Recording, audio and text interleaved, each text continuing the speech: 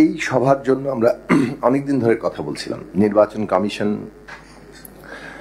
তার যে আইন, নির্বাচনী বিধি থেকে শুরু করে যত ধরনের পরিবর্তন তারা করছেন, সেই সব বিষয়ে স্টেক হোল্ডারদের সাথে আলাপ আলোচনা করা দরকার ছিল। এই আলোচনা করা দরকার ছিল এই ধরনের বিধি কিংবা যে কোনো ধরনের চেঞ্জেসের আগে।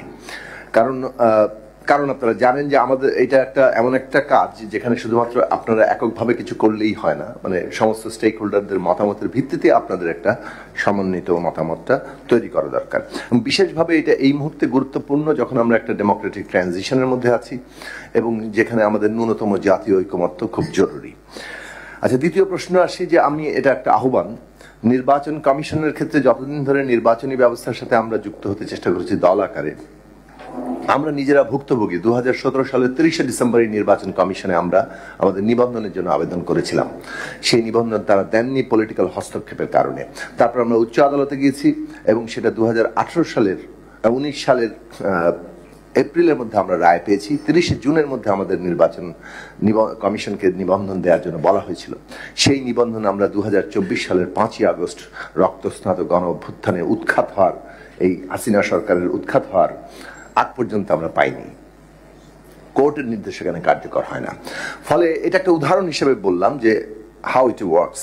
সুতরাং সেই দিক থেকে আমরা মনে করি যে সাংবিধানিক প্রতিষ্ঠান হিসেবে এখন বাংলাদেশ যে ডেমোক্রেটিক ট্রানজিশন এর মধ্যে আছে, যে আকাঙ্ক্ষা শহীদের রক্তের উপর দাঁড়িয়ে তৈরি হয়েছে, সেটা হচ্ছে একটা জবাবদিহিমূলক, একটা ক্ষমতার ভারসাম্পন্ন সমন্বয় ব্যবস্থা। সেখানে প্রতিষ্ঠান খুব গুরুত্বপূর্ণ এবং সেই প্রতিষ্ঠান হিসেবে যাতে নির্বাচন কমিশন গড়ে ওঠে, তার জন্য আমরা সাংবিধানিক পরিবর্তনের কথা বলা হয়েছে। কিভাবে নিয়োগ হবে নির্বাচন কমিশনের, সেটা একটা কনস্টিটিউশনাল কমিশনের মাধ্যমে।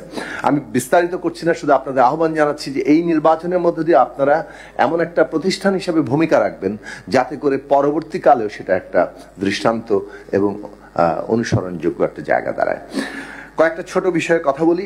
একটা হচ্ছে যে গত 3-4 মাস ধরে একটা কথা বারবার আমরা মাননীয় প্রধান উপদেষ্টা সহ সর্বত্র বলছি, সেটা হচ্ছে যে ইলেকশনের সময় তো বটেই, ইলেকশনের পূর্বকালেও কিন্তু নির্বাচনের পরিবেশ একটা গুরুত্বপূর্ণ ব্যাপার এবং নির্বাচনের পরিবেশটাই হয়ে উঠবে নির্বাচনের ক্ষেত্রে সবচেয়ে বড় চ্যালেঞ্জ। এখন যদি আমরা আদেশ বাস্তবায়ন এগুলো নিয়ে এক ধরনের সেটেলমেন্ট হয়েও যায়, তার পরের চ্যালেঞ্জ কিন্তু সবচেয়ে বড় পরিবেশ। এবং সেই ক্ষেত্রে আমরা বারবার বলেছি যে নির্বাচন পরিবেশ মনিটরিং একটা কমিটি করা দরকার, যেটা উদ্যোগ সরকার, নির্বাচন কমিশন নেবে এবং পলিটিক্যাল পার্টিদের সেন্ট্রাল প্রতিনিধিরা সেখানে থাকবেন। কোনো এক জায়গায় যদি একটা কনফ্লিক্ট হয়, সেটা যাতে এখানে রিপোর্টেড হতে পারে এবং রাজনৈতিক দলগুলোর সহযোগিতাতেই সেটার একটা রেজলিউশন কিংবা একটা রিজলভ করার জায়গা তৈরি হতে পারে।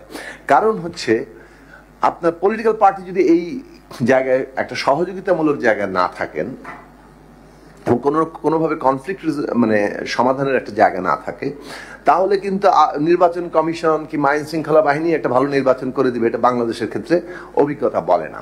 সুতরাং রাজনৈতিক দলগুলো যখন সহযোগিতা করেছে তখনই কেবল এই দেশে ভালো নির্বাচন হয়েছে এবং সেই জন্যই রাজনৈতিক দলগুলোর যে কোঅর্ডিনেশন, যেটা ঐকমত্য কমিশনের প্র্যাকটিস আমরা উদাহরণ হিসেবে সৃষ্টি হয়েছে, এটা গভর্নমেন্ট ইলেকশন কমিশন এবং এখনো পলিটিক্যাল পার্টির প্রতিনিধিদের মধ্যে দিয়ে এই ধরনের একটা কমিটি তৈরি করা যেতে পারে। কয়েকটা জাস্ট ছোট ছোট এক লাইনে বলি।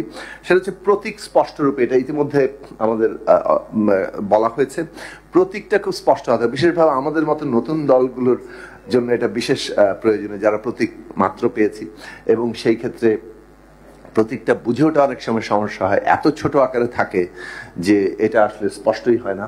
ফলে একটু সামান্য কাগজ বাড়িয়ে যদি আপনি করেন, এটা জনগণের জন্য সুবিধাজনক হবে। এই প্রসঙ্গে বলি যে আমরা আমাদের দলীয় প্রতীক, অনেক দলই যে আমরা সহ অনেক দলই মনে করবে যে তারা নিজেদের নিজস্ব প্রতীকেই নির্বাচন করবেন, কিন্তু কোন জোট গঠন করে কোন দল যদি মনে করে তারা জোটগত একটা প্রতীকে নির্বাচন করবেন, সেক্ষেত্রে আপনার এটা বাধা রাখাটা আমরা সমীচীন মনে করি না। এই সুযোগ রাখা দরকার, সেটা আপনারা নোট করবেন।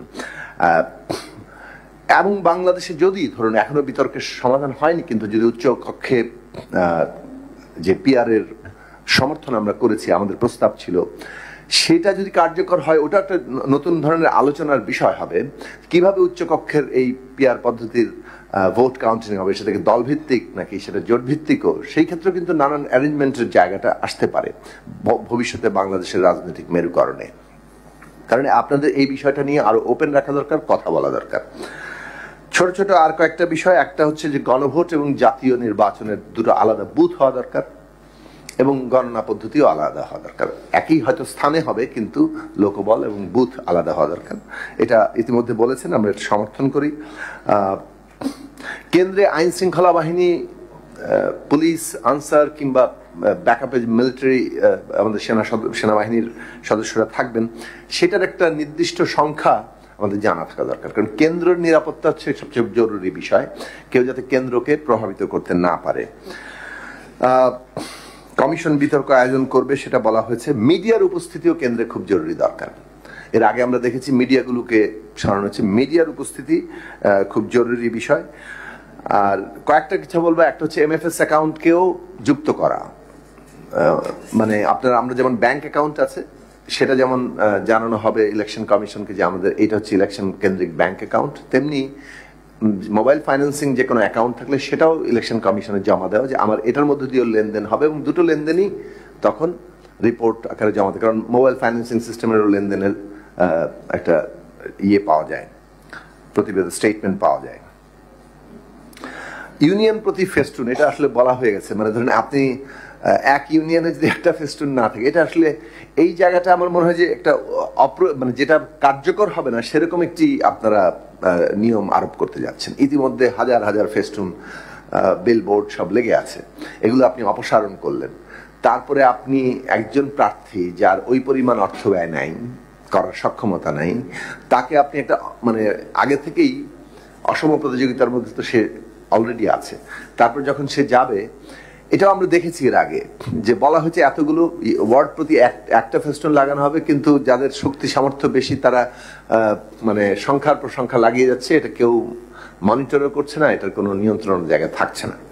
সেই ক্ষেত্রে আমাদের বক্তব্য হচ্ছে যে এইটা পুনর্বিবেচনা করা, একদম বাস্তব সম্মত করা, প্র্যাকটিক্যাল জায়গাতে করা। কাপড়ের কথা বলেছেন, আমরা নিশ্চিতভাবে পরিবেশ সম্মত যে পদ্ধতি সেটাকে সমর্থন করি, কিন্তু প্র্যাকটিক্যাল রিয়ালিটিতে বিকল্প জায়গাগুলো কি? আপনারা পোস্টারও বন্ধ করে দিয়েছেন। আপনি যখন ফেস্টুনে আবার এই ইম্পোজ হন, তাহলে মানে মূলত লিফলেট ছাড়া আর কোনো প্রচারের জায়গা থাকছে না। প্র্যাকটিক্যালি এটা কিন্তু প্রচারণা, ইলেকশন প্রচারণার জন্য ধরুন ভিজুয়াল ইজ ইম্পর্টেন্ট। আমি একজনকে একটা লিফলেট দিলাম, তিনি এটা রাখলেন, পকেটে রেখে দিলেন, দেখলেন, কিন্তু তিনি একটা বিলবোর্ড যাওয়া আসার পথের মাঝে 20 দিনে অন্তত 20 বার দেখেছেন। এইটা খুব জরুরি, এটা ছাড়া তো আসলে হবে না। সেটা পোস্টারে দেখেন, সেটা বিলবোর্ডে দেখেন, প্র্যাকটিক্যাল আমরা যতটুকু নির্বাচন করেছি। সেক্ষেত্রে আপনাদের এগুলো আর রিথিং করতে হবে, কারণ প্রচারণায় যদি আপনারা তো আমাদের প্রচার করে দিচ্ছেন না। যদি এমন হতো যে নির্বাচন কমিশন সমস্ত প্রার্থীদের প্রচারের দায়িত্ব নিচ্ছে, আমাদের কারো কিছু ভাবতে হচ্ছে না, তাহলে তো একটা ব্যবস্থা হতো।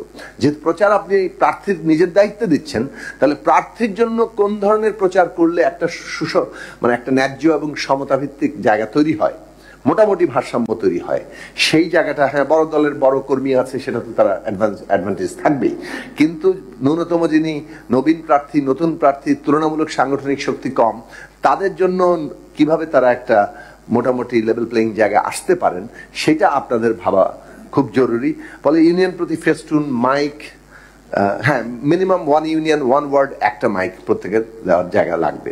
কিন্তু ফেস্টুন এবং পোস্টার এবং এটা নিয়ে ভাবা দরকার। আমাদের প্রস্তাব হচ্ছে পোস্টার যদি আপনি ব্যাপক ভিত্তিক ছাপা কন্ট্রোল না করতে পারেন, নির্দিষ্ট প্রতি জায়গাতে নির্বাচন কমিশন পোস্টার লাগানোর স্থান তৈরি করবে, সেখানে দল প্রতি কয়টা পোস্টার বরাদ্দ থাকবে সেভাবে পোস্টার থাকবে প্রত্যেক দলের পোস্টার, যাতে করে মানুষজন আসা যাওয়ার পথের মধ্যে দেখতে পায়।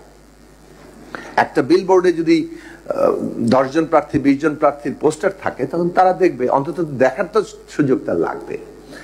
এটা ছাড়া আসলে এই জিনিসটা হবে না।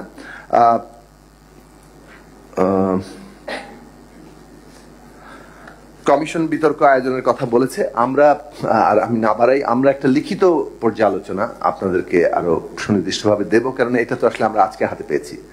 সো আমাদের পুরো জিনিসটা নিয়ে আমরা আর একটু স্ক্রুটিনি করব এবং আমাদের নির্দিষ্ট প্রস্তাবগুলো আপনাদেরকে আবার জানাবো। আমি জানি না, যদি সময় অতিক্রম করে থাকি অত্যন্ত দুঃখিত। আপনাদেরকে ধন্যবাদ। আসসালামু আলাইকুম।